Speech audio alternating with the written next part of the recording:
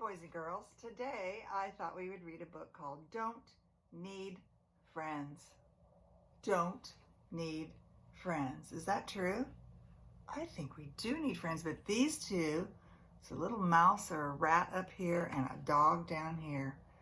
And it looks like they live in a place kind of like a junkyard where there's a lot of trash and things. And they say they don't need friends. So let's just see. Here's our title page. What is that? That is a giant sandwich. It looks like the rat found a giant sandwich. Let's see what happens in this book. Rat had a best friend named Possum. Rat and Possum did everything together. There they are, sitting up on top of there. Rat and Possum.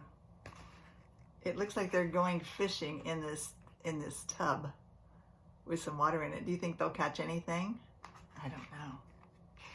No, but they are having fun. And that's what friends do. They have fun together, right? Until Possum had to move to another junkyard, leaving Rat behind. Poor little Rat. Oh, look how sad he looks when his friend is leaving. Look at him. Such a sad face, and his friend is walking away with his little suitcase. Oh, so sad. So one fall day, Rat made a decision. I don't need friends. Don't need them at all, he said. Because it's very sad and hard when you lose a friend, isn't it? When they move away or something like that happens. Good morning, Rat, said Mouse. How do? How do? Terrible, said Rat, as he scrounged for scraps. Don't ever ask again. He's being kind of rude, isn't he? He grabbed a biscuit and continued on his way. Afternoon, friend, said Pigeon. Care to share that poppy seed muffin with me? Oh, look, the pigeon has a muffin he wants to share. I'm not your friend and I don't share, said Rat in a huff. He probably won't make friends if that's the way he treats them, right? He's not treating his people very nice. Evening, Rat, called Raccoon. I'm having a party. Care to come? Don't like parties, said Rat, and I don't like you. Raccoon frowned and scurried away. Oh, look at Rat. He's being so mean to everyone. That's not very good. He probably won't make any new friends, right? All alone, Rat slept in his crate. See, this is his little house, little bed. And the words on his crate say, this crate belongs to Rat. Keep out. He doesn't want anybody to come see him. He could hear the chattering and cooing of the animals and birds at the party. He thought of his old friend Possum and sighed. A sigh is like this. Don't need friends, he mumbled as he drifted off to sleep. Don't need them at all. I don't think Rat sounds very happy to you. So day after day, Rat kept to himself. Right over here. He's all by himself. His friends are all doing things together. Mumbling and grumbling to no one in particular. If anyone spoke to him, he just sneered. Pretty soon, all the animals stopped inviting Rat to their parties. They stopped asking him to share their meals. They even stopped saying hello. Fine with me, thought Rat. Don't need friends. Don't need them at all. Is that true? I don't think so either. Uh-oh, who's this? Looks like someone new is coming to live in the junkyard. Then one day, a dog moved in. Remember the dog? He was big, he was dirty, and he was a real grouch. Don't you come near me, snarled Dog at the Rat as he made his morning rounds for scraps. Fine with me, said the Rat. Don't come near me. I think they're both a little sad and lonely. What do you think? So Rat and Dog stayed on opposite ends of the junkyard. Rat in his crate and Dog in his barrel. Sometimes they watched each other from across the way. See if we can find our friends here. Here's Rat over here, and hears Dog over here. Stay away from me, he says. Hey, Rat, barked Dog, don't you come over here. Don't you come over here either, shouted Rat. It's like they're playing a game, isn't it? But it's called an unfriendly game. I don't like that game. At night, Rat could hear Dog howling to the moon, and it wasn't a friendly sound. Look at him. Can you make the sound of a dog howling? Oh, try it. Oh, I hear lots of little howling sounds out there. And the rat's looking at him like, what is he doing? What is he doing? Rats don't usually howl, but dogs do. Then winter came, and the nights were long and cold. Brr.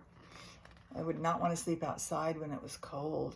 All the other animals huddled together. They got close to their friends so they could be warm, telling stories and keeping each other warm. Rat could hear them giggling as he sat all alone in his crate. Not good. Hey, Dog, don't even think of coming over here. Don't worry, Dog shouted. I won't. Oh. Kind of sad, right? That night, Rat heard Dog howling at the moon. He wondered why Dog sounded so lonely. Forget about that, Rat mumbled to himself. Who cares about that dog anyway? Uh-oh, is the rat starting to care a little bit? One winter morning, the temperature dropped to an all-time low. Snow covered the junk piles. Ice glistened off of old hubcaps.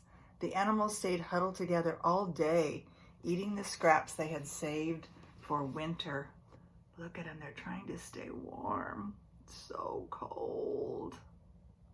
Oh, it's so cold. But not Rat and Dog, right? But Rat didn't mind the cold. He scampered out of his crate and called to Dog with his usual greeting. Stay on your side, Dog, said Rat. Oh, look, it even snowed. Here's Rat down here, climbing up on the pile looking for scraps. What do you think Dog said? Dog growled at Rat. Grrr. But that was all.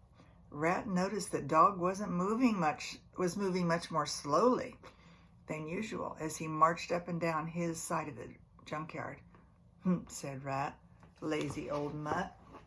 There he is, walking back and forth, but he's moving a little bit slower. Oh, he looks cold and miserable, doesn't he? When the moon rose that night, Rat waited for Dog's howling, but Dog was quiet. No howling.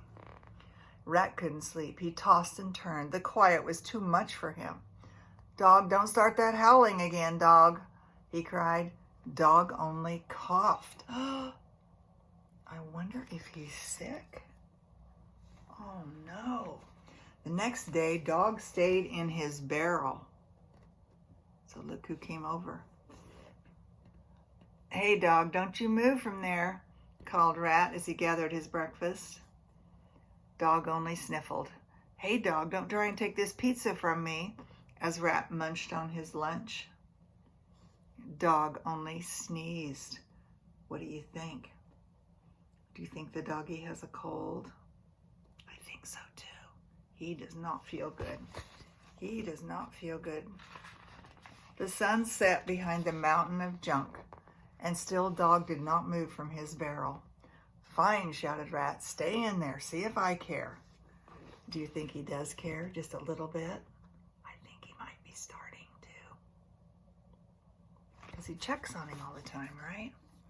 Rat stomped off to his crate, and as he did, he stumbled upon the greatest treasure he could ever imagine. It was a foot-long salami sandwich. That's what we saw in the front of the book, remember? It's a huge salami sandwich. Better grab this before someone else sees it, Rat thought. He started to drag it home, and then he stopped. This is an awfully big sandwich, big enough for two. Don't need friends, don't need them at all, grumbled Rat as he dragged the sandwich toward Dog's barrel. He's bringing it over to see if the dog would like some. Hey, dog, don't move. Stay right where you are. Dog lifted his head and sniffed the air. Look at him. What's happening? Don't you dare bring that sandwich this way, he said, thumping his tail on the side of the barrel. Rat pushed and pulled and dragged and rolled that foot-long salami sandwich right up to the front of Dog's barrel. Don't eat it all, snarled Rat. Save some for me. So Rat ate from one side and Dog ate from the other side. They shared. I love it. Well, when they were finished, Dog licked his lips and sighed. His eyes looked brighter. His ears perked up. His tail wagged wildly. See his tail? He was much happier and he felt better too, I think. Don't suppose you want me to thank you, said Dog. Nope, said Rat. I don't. A fierce wind blew through the junkyard. Look, you can see how windy it is. See how their hair is blowing and their clothes are blowing? Brr, that makes me cold just to look at it. Rat's fur was standing on end. Without a word, Rat crept inside the dog's barrel and curled up next to Dog. Don't expect me to let you do this again, said Dog. Look at him. You're so cute. They're so cute. They look pretty happy, don't they? But the next night, when Rat came back, Dog didn't complain. And the night after that, and the night after that. Soon Dog and Rat were making their early morning rounds together, scratching for scraps. Sometime they accidentally dropped a French fry or two near some of the smaller animals' homes. Hate French fries, Rat grumbled. Who needs them, says Dog. See how they leave little treats along for some of the other animals. That's pretty nice, huh? And then when the moon was especially full and bright, Rat and Dog howled together in harmony. That means they both were howling. See how cute they look? Let's try that howl again and see if we can do it. Oh! And if you're a rat, maybe your howl sounds more like this. Oh! A little bit higher, because he's a smaller animal. But look how happy they are. I think they might be friends. What do you think? Don't need many friends, says Rat each night as he lay next to Dog. Just need one. And look at those happy. Look how happy they look. They have a friend now. They both have a friend. And even on the back, it shows them howling together. What a cute story.